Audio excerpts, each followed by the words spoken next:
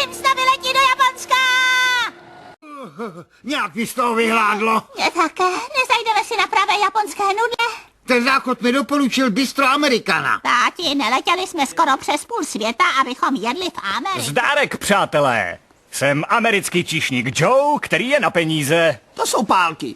10 000 jenů za zelený salát? Nemáte na jídelníčku něco typicky japonského?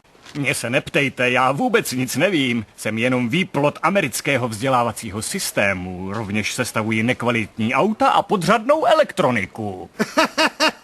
To zná Ameriku jako svý boty. Opatrně, ty peníze jsou na zpáteční cestu. Těma bakapami.